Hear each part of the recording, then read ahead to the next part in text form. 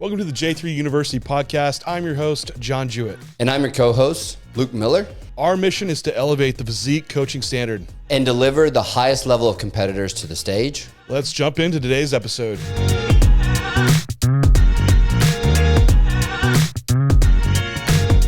Busting through lifting stalls. What do you do? And one of the questions that Luke and I were prompted with was someone had my lift stalled week 5 of a training program. Do I need a deload? And I really like this question because it gets into decision making and going through almost like a decision tree. Mm-hmm. Is your lift truly stalled or is it stalled? And then what do you do? And so I think when I hear this question around, do I need to deload? My lift is stalled.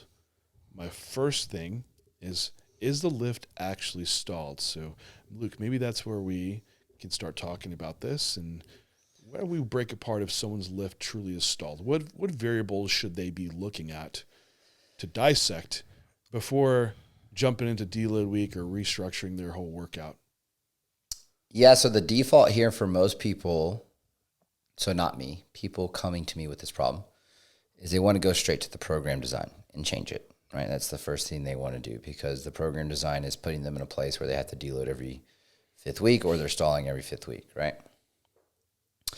I tend more so to look at the life variables and the ability to execute on the things that drastically impact performance first and see where do those things go. And then also ask the question further, is 1 week of matching a logbook actually a lift stalling? Because in most cases, that's where people are actually coming to you.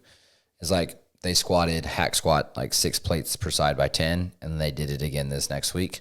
It's like, that is not a lift stalling. That is a match performance on one set of your entire training program, right? There's so much more to whether a lifts are actually stalling than one set. And this is typically where people are coming to me is like, they didn't beat their top set. And it's like, well, let's break this down a little bit and start to dive into, was it the whole session that stalled or was it just this one set? And then also, was there outside variables that affected that? Because this really starts to get into the actual, like, what potentially could be the problem rather than the program. And we can get into some program things that could cause it, but I go there first because 9.5 times out of 10, I find it in one of those sections. Yeah, I think, so you bring up a good point. Like, for one, how do you define a stall? And almost before you even can define a stall, because it's going to vary what a stall looks like for someone that's a beginner versus someone is advanced, is that you almost need to standardize the environment of training to be able to even pull out if it's a stall directly from a stimulus versus a recovery side, like training enough or training too little or too much versus under or over recovering. You can't really almost decide on that if your weekly environment is varying so much with your recovery tools that might swing you into not seeing a lift progression because of that. And you need to address those areas. So before you would be going into deloading or training your session. So what does that look like to optimize recovery tools? So if someone said, hey, my lift stalled, okay, how has sleep been this, even the night before, but also stringing together weeks of going to bed at the same time, waking the same time, and getting that 7 to 8 hours of sleep per night.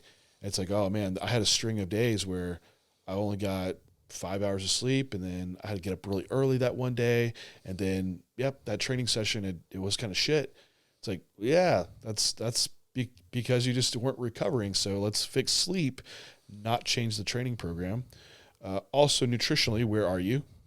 Are you missing meals? Are you in a calorie surplus? Are you not in a surplus? Like, all those would matter for seeing lift stalls and the environment that's there. And then what about stress management? Are you had some big argument with your wife that morning, then you got to work late and the boss yelled at you and you missed your project due date, and then you went and trained and you're mentally fried and you couldn't hit that top set? Yeah, that might be more of the issue just for that day. Doesn't mean we need to change the training program more deload. So, those are the kind of the three areas to look at: stress management, sleep, also nutritionally, and being routine in those. And then from there, we might be able to say, like, well, okay, we held all those quality and we're very monotonous in our bodybuilding pursuits. What is lift stalling at that point? I sleep perfect. I nail my nutrition. Like, I manage my stress really exceptionally well, and I'm seeing lift stalls. So from a beginner point of view, you should almost see lift progression like every single week. As you get more advanced, these lift progressions will come slower and slower to where it might not happen on every lift, or it might be like micro loading that does occur. And so that lift stalling is where I would say nothing across the board has moved. For someone that's advanced, that could be if you're enhanced, I think you can almost always make some progression nearly in some exercise week to week. But I'd say 2-3 weeks of stuff just not moving across the board would easily say something's going on. Mm-hmm. It's wrong. And I would almost know this being in my position, like after a week. And I think the question from there, if your lifts aren't progressing, and usually it's more of the how do you feel question. It's like, dude, I feel buried. It's like, yeah, fatigue's just crazy high, and you come to a point where that deload would be there. I think it's usually less likely that someone feels amazing and their lifts are starting to stall. Would you agree?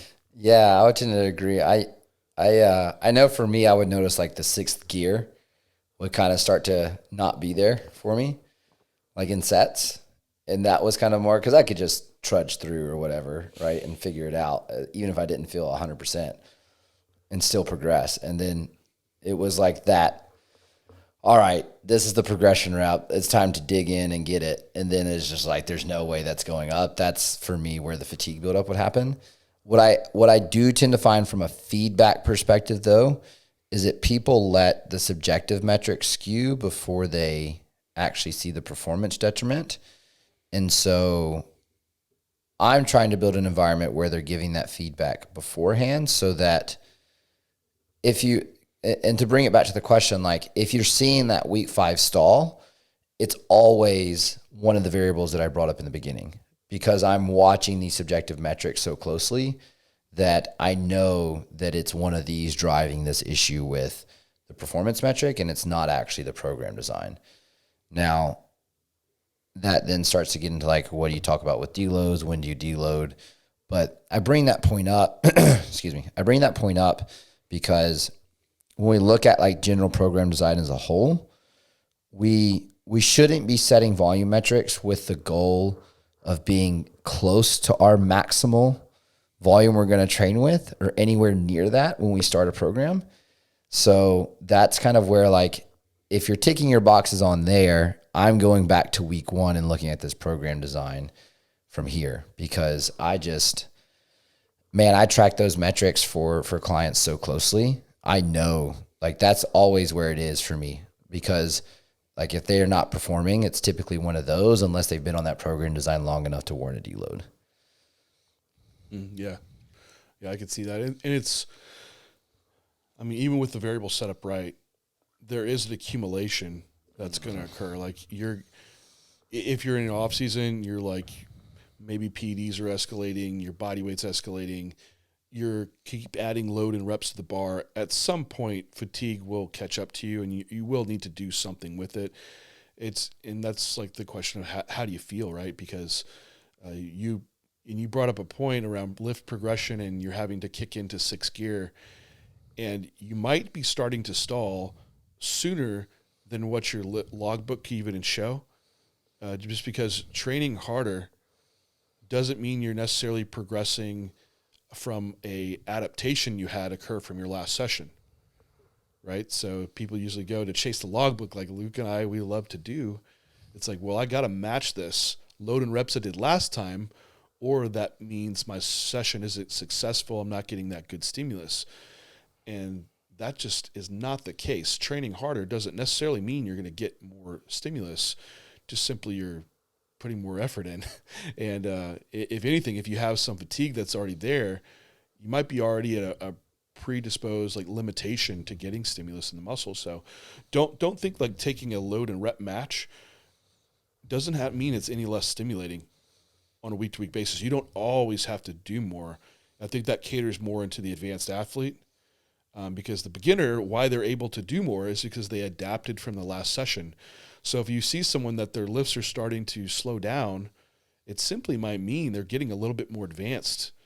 Not that something needs to change. It's like, yeah, this is called what happens when you grow muscle and you keep doing so over time. Like, your lifts are going to slow down. It doesn't mean something's wrong. It just is what it is. So I think we can't always make the big week-to-week progressions like we did when we were first starting in training, or you have that first introduction to gear. And even for that matter, the first introduction to gear, like in the off-season, lifts start moving, right? But they're going to slow down still. And you'll hit a rate that is going to be kind of trudging along. And you just need to sit there with those lifts. It doesn't mean change them. It just means keep going at them. And on a lift per lift basis, some stuff is not going to move as quick as others. Your big compound, multi-muscle type movements are going to move faster because the increment you can move those up at is a lot easier to gauge versus someone that is doing like a bicep curl. It's a lot harder to progress it. Doesn't mean you have a bad program. Just means like try to increase a rep or a load. It's a huge percentage increase, and that's just too fast of a rate of progression for the adaptation that you're getting from the previous session. Maybe that was way too convoluted of me saying all that, but yeah. So stalling, in other words, just because you're getting more advanced, it doesn't mean necessitate a program change either. It just means you got to sit with the program for longer and be patient. Yeah, which I'm not going to get on soapbox on this. I'm saying this now so I don't get on soapbox about this. But the rate of skill acquisition for advanced athletes is different than a beginner as well. And so that's where you see a lot of more advanced guys feel like they're stalled or slowed week 4, week 5, week 6 of a pattern because their time duration to relearn how to do a movement. It's like new program design, new movement in. Week 1, 2, you're really just kind of Bambi figuring it out again. But you jump from Bambi to sprinting within week 3. And so week 4 and week 5 are going to slow significantly relative to 1, 2, 3 because your advanced experience in lifting shortens that time duration of learning the skill of how to perform the movement. A beginner, they could go a full training program without fully learning the skill of how to squat efficiently. Right? And so a lot of those progressions are taken simply from improving the skill relative alone to actually progressing from a stimulus standpoint. The stimulus progresses as well, but it's more the skill that progressed than anything else. So that's another place where people will get up in arms about like program change pretty quick when they see it slow pretty fast week 4, week 5. And then you ask them like, how was the pump? Oh, the pump was great. It was killer. It was unbelievable. Did you feel like you could have done more? No, it was a great session. I really went in and left, and I just didn't beat the logbook. It's like, well, yeah, I mean, you're probably having good sessions. It's just you're an advanced athlete who knows how to do these lifts, and that's the end of it. Right. Yeah, I could. I get that question a lot, and then some people just get bored too. Yeah, I've had people be like, "Hey, can we change this program up? Like, I'm just getting bored. Like, are your lifts progressing?" It's like, yeah, okay. Well, maybe we have a variation in there, but I mean, doesn't mean we need to change the entire session either. So that's another thing around like even your advanced athletes that you're bringing up. Like, we can, gain that skill acquisition really fast for a lift, and it just means like you don't need to have such a volume progression across your entire, weekly block either. So, like on that per session basis, like we're kind of right out the gate, you're going to get pretty high stimulus, which I think that's something to just be mindful of. Do you think with someone that's a beginner, they could, since they don't progress as quick, that just means they won't. It's likely they're not going to run into that deload wall faster than someone that is advanced because like the first week you set up someone's volume and you're like, oh, okay, feeling the waters, this feels fine. Then week 2, they're like, I'm buried because they could like gain the loads reps so quickly on those new lifts. Yeah. I think that's what I can find where you set up a program initially pretty good, especially if you're like introducing gear and you're like, feeling the waters of your first week and you kind of set things up. The next week, like everything's hitting, you're progressing big jumps.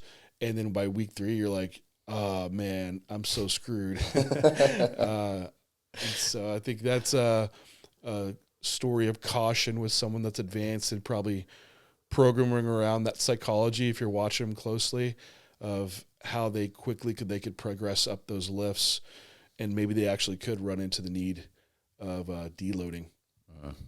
I think I usually find like with more of these advanced guys, things start getting beat up more before they actually see like actual stalls. I think it's probably more the psychology that I get like yourself, Luke, where they can just keep training harder to fool themselves that they're still progressing. And likely something need to happen earlier on, but usually it's like, oh man, my knee's starting to get like a little twinge in it or something. And it's like, yeah, we should probably just pull it back for a week. Yeah, I would agree. I think just to circle back, to bring it back to the question, it is rare that I find it's the program design that causes the week 5 stall. I do always err on the side of caution with volume typically, so that's potentially why. But most of the time, it's one of these variables we just listed out in this entire conversation. Yeah, before, I powerlifted, right? So we would running like a west side barbell approach, like you would have deloads pretty frequently. But then moving into bodybuilding, that really wasn't even a thing. And so I trained for a long time without ever really needing a deload. Not that that was right, but just saying, you can do things acutely just because you feel a little off for a couple days to get back into training fully and giving good stimulus without having some type of set 7-day deload schedule just because, lifts were a little off for a couple days. For a lot of times, just taking a few days off from the gym is enough just to get back and jump right back into training, to not need this drastic pullback for 7 days, then restarting your whole session and building your volume back up. I think it just leads to a lot of unproductive training time. So if we're the person where we're talking these recovery variables can get off and you have a good program, get your variables in line, but maybe something on the acute side just needs to change just to freshen you up a bit, and then jump right back into training fully. Yeah, 100%. I agree with that wholeheartedly. Cool. I say we wrap it up there, Luke. Yeah, I think so. I got nothing else to say about it. No, I don't either. I was like trying to think of anything else to add, but I think that covers it. And just it's quick takeaways of where to look and solve the problem and then keep moving. Well, thank you everyone for tuning in. Let us know if you have any questions down in the comments section, and we will talk to you next time.